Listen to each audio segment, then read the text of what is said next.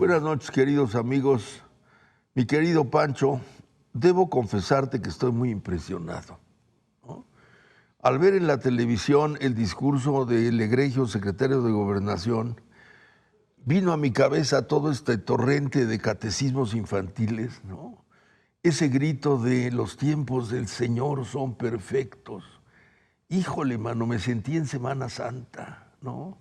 Dije, seguramente ahorita va a venir, ¿no?, el reclamo de los pecados cometidos. Hínquense, humanos, que viene la zozobra, ¿no? ¡Ay, cabrón! Tuve una regresión automática. ¿Qué te pareció ese auto sacramental? Pues mira, yo llegué a pensar que estaba hablando en un doble sentido. Al Señor, pero de los Pinos. Pues sí.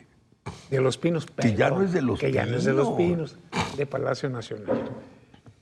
Es una de las corcholatas, porque ya se les quedó el monte, que el propio presidente puso sobre la mesa. Y a partir de ahí, de esta frase y del evento donde dijo esta frase, se desprende una situación muy clara. Solo quedan para López Obrador 3 aspirantes a la candidatura de Morena. El señor Adán Augusto. Nuestro abad de Bucareli. Nuestro abad de Bucareli. La jefa de gobierno, Claudia Sheinbaum, y el canciller Marcelo Ebrard. Ahí ocurrió una cosa que ya decantó abiertamente las cosas. No fue invitado al desayuno previo al evento el senador Ricardo Monreal, otro de los aspirantes, con lo que obviamente se produjo ya una reacción y hacia adelante pues se ve el camino del senador Monreal muy difícil en Morena. Yo diría que ya no tiene ninguna oportunidad mientras López Obrador esté ahí. Y muy probablemente, ojo, muy probablemente se vaya como candidato a un partido de oposición. No sé si la coalición, no sé si el MC, pero él está construyendo para eso. Pepe. Pues sí, porque ya le dijeron que aquí no hay silla. No dejo de preguntarme qué pasará en la cabeza del señor presidente respecto de Monreal. ¿Le caerá mal? ¿Le tendrá inquina? ¿Le tendrá desconfianza? No logro captarlo. Pero en todo caso... Bueno, a ver, yo te puedo dar una explicación. Es el único que abiertamente lo contradice. Sí. Entonces eso al gran señor del Palacio no le gusta. ¿Cómo osa este señor desafiar mi autoridad, ¿no? Cuando vi al canciller en el evento vestido de rojo, me acordé de aquella vieja frase, ¿no? Ese de rojo. Ya no le sigo porque se puede ofender. Se puede ofender el señor canciller. Es que además tiene la piel muy sensible estos muchachos, ¿no? Pero tú lo has dicho, la carrera ya estaba destapada desde antes, pero ahora formalmente está instalada, ¿no? Y no en vano quisieron hacerlo en la capital Toluca, con lo cual ya están mandando también otra señal. ¿Por qué Toluca? Porque el año que entra hay elecciones de gobernador en ese estado, que es el más importante en términos de padrón electoral. Sí, el padrón más grande del país, sí, sin duda, sin duda. Además, industrialmente también pesa muchísimo. Entonces es un, digamos, la joya de la corona en términos de votantes. Y aparte se tiene como la sede del priismo, sí, ¿no? Sí. Y ahí, obviamente, también vimos, no en el desayuno exclusivo de las corcholatas, sino en el acto posterior, a los 3 aspirantes de Morena al Estado. A la gubernatura, la secretaria de Educación, Delfina Gómez, Higinio Martínez, senador, y el de aduanas, Horacio Duarte. A partir de ahí se desata una gran polémica. porque estos señores están usando y haciendo actos anticipados de campaña. Ellos dicen que no, pero pues se ve que no han leído el EGIPE, ¿no? Están tipificados en la ley. Está claramente señalado Claro. que es un delito electoral realizar actos anticipados de campaña, sobre todo cuando hay alusiones al 24, y las hubo en ese mitin.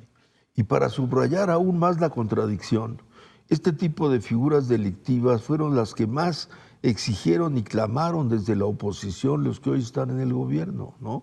Pidiendo castigos severos para quien abusara de esas cosas. Y ahora cínicamente las incumplen.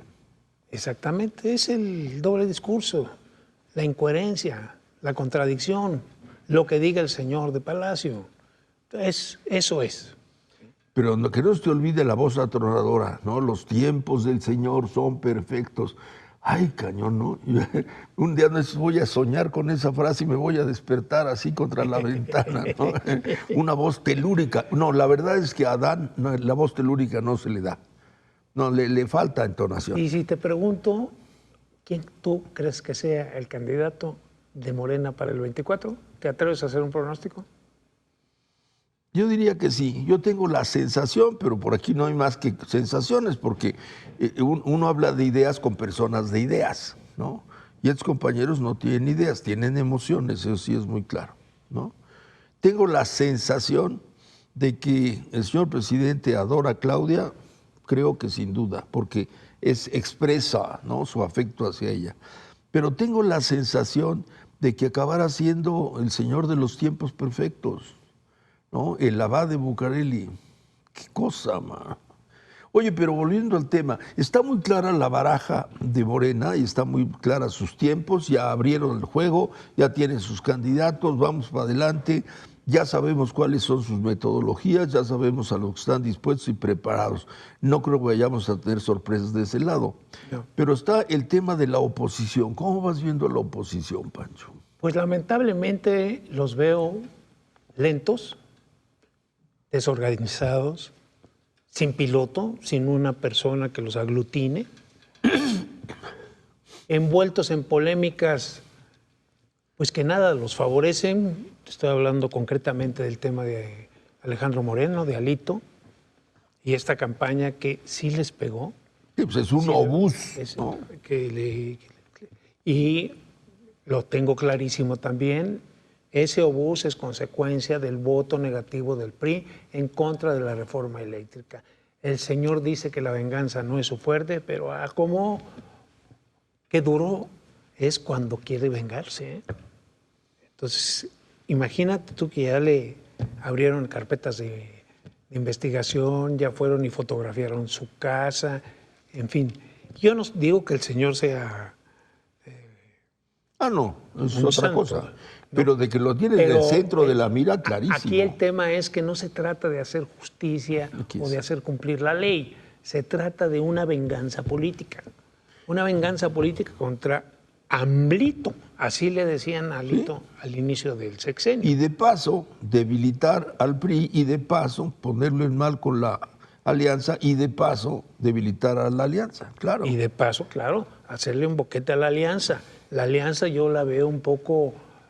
pues extraviada, sin programa, sin una propuesta atractiva que a la gente le llame la atención, porque yo estoy segurísimo, Pepe, que el descontento es hay mucho más mexicanos descontentos que no lo expresan con lo que está ocurriendo actualmente en el país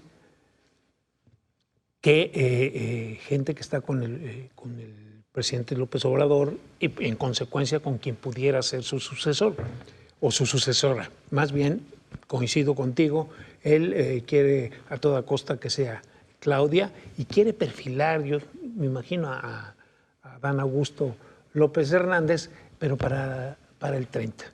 Entonces, esa es la idea que a mí me deja todos los movimientos que están haciendo. Marcelo Ebrard no le veo posibilidades, la verdad.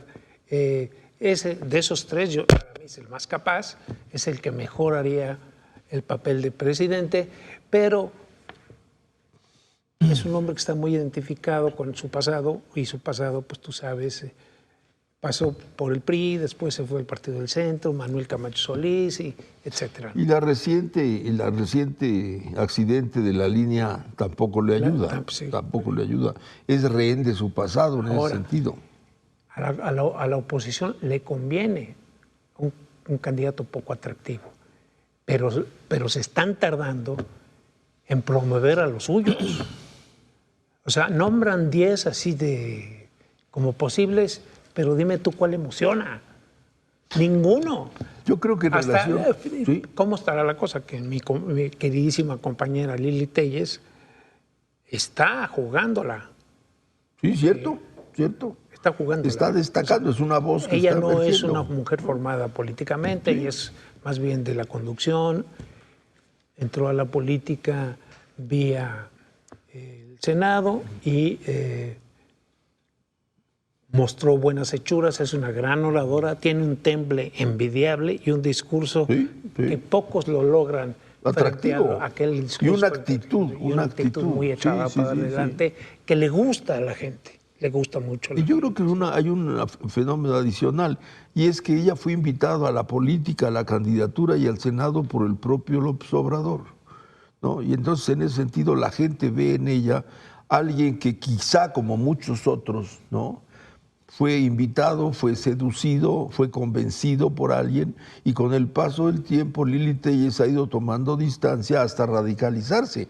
Quizá en ese sentido también recoge el sentir de mucha gente que han transitado de aquí hasta acá, ¿no?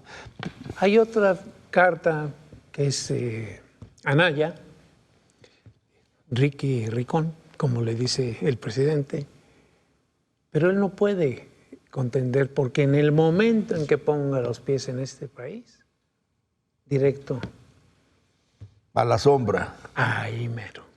¿Qué cosas? Hablando de la oposición, tuvimos la elección reciente y la reacción inicial de la oposición fue festejar el que Morena no hubiera obtenido 6 de 6, ¿no? Quizá, para mi ver, quizá exageraron la celebración, porque muy rápidamente en la siguiente semana declinó cuando hubo una serie de reflexiones que hacían menos lucidores el resultado del que ellos habían dicho. Y quizá por eso ellos debieran haber reaccionado más rápido. Ahorita que tú dices se ven lentos, se han quedado sin respuesta conforme pasan los días, ¿no? Es decir, bueno, y luego, y pasa un día y otro y no hay respuesta a la pregunta, y luego... Pero además no hay que engañarnos, o sea, llevarse 4 de 6, pues es un triunfo. No podemos avanzar mientras no reconozcamos la realidad. La influencia que tiene Morena en el sur del país, en los estados más con menos desarrollo, donde se ha puesto más la mirada de este gobierno, sí ha tenido sus réditos indiscutibles. Digo, además, la distancia entre el primero y el segundo, 30 puntos, más de 30 puntos en Quintana Roo, en Oaxaca, o sea, fue más la en Hidalgo, que nunca había sido de otro partido más la participación obsequiosa de gobernadores priistas, que también es algo innoble, pero obvio, ¿no? Sí. Es muy difícil que digan que no, ¿no? No, yo creo que no es difícil, incluso si ellos quieren crecer políticamente, pues deberían un poco echarse para adelante. Pero ese es el tema, que no hay uno que se eche para adelante, no hay uno que dé la cara, no hay un gobernador, me refiero. Así es. Que digas tú, bueno, este puede servir a la oposición para enarbolar las causas de los inconformes, porque los hay, son muchos, ¿sí? Ahora, Pancho, nos quedan unos segunditos. La reflexión que yo tengo y te propongo es, esta ha sido una semana como de impas, ¿no? Nos hemos quedado impactados con toda la cuestión electoral, siendo que hay muchísimos temas que la atención pública tiene borrados en gran medida porque el presidente está empeñado en que tengamos aquí la elección y solo la elección. Los otros temas, que ninguno es bueno, ¿no?, son el telón de fondo de una situación que cada vez nos pesa más a todos. No, evidentemente, y fue lo que pasó rápidamente, te digo, en la permanente, en forma por demás increíble, Morena sacó la agenda política con su mayoría del de la agenda de la sesión. No hubo agenda política. ¿Y por qué? Precisamente porque no quiere hablar de estos temas de los que tú hablas. La carestía, cómo le está pegando la inflación a la gente, ¿sí? La violencia virulenta que tenemos, el linchamiento de este joven asesor inaudito, en el Senado, inaudito. En Puebla, que son cosas que además inaudito. Dicen que usos y costumbres me hacen la señal de que ya nos tenemos que ir. Ya nos tenemos que ir. Pepe. Pues a todo nuestro público yo les haría una vez más la invitación a reflexionar sobre lo que está pasando, ¿no? Estamos todavía a meses de las próximas elecciones, pero yo creo que es tiempo cada vez más obligado de pensar muy bien a dónde vamos y de pensar qué vamos a hacer con nuestro voto, que es el gran instrumento. Es el único instrumento. Es el único instrumento que tiene la ciudadanía. Pensemos qué vamos a hacer con él. Lo peor sería desperdiciarlo y no usarlo. Así es. Pancho, qué gusto de verte, que la semana sea buena. Igualmente, mi querido Pepe, y un abrazo para todos.